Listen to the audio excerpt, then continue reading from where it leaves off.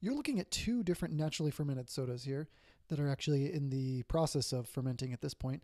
This was started as a ginger bug, both of these were, and then they were then processed differently. So the one on the left is actually made with just fresh ginger being added, not strained, to sugar water.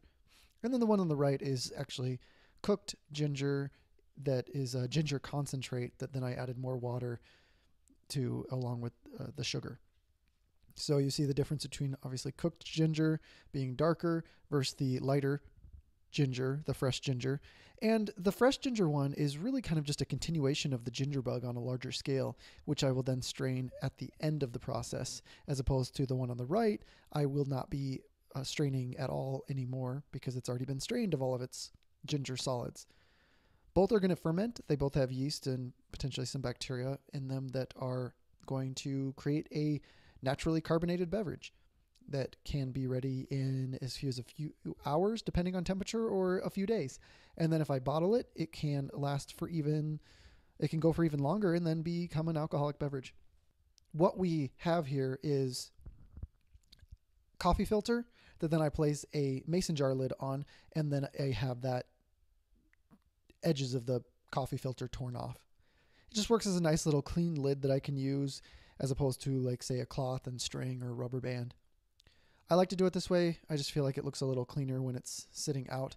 I would not generally keep these just so visibly in sunlight. This isn't direct light here. I'm not as worried about that. But still, what we're really trying to avoid is a UV light. So light is okay.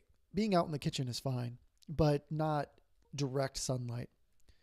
So if these were going to sit in the same location come afternoon when it would be sunny, I would be wrapping some kind of cloth around them or whatnot just to keep them from getting the direct sunlight. This does happen to be a very warm spot in my home in the winter because it's next to a wood-burning stove, but it's also not as convenient of a location as some other places in the kitchen or in a cupboard or elsewhere. So it really depends on how fast I want to make fermented soda as to how or where I'll actually put it.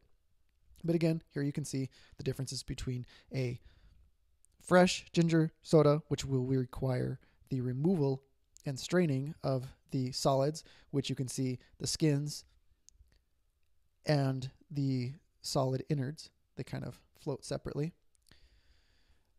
And then a cooked ginger, which does not have, you can see some sediment forming in the bottom, but it does not have any solids in it per se.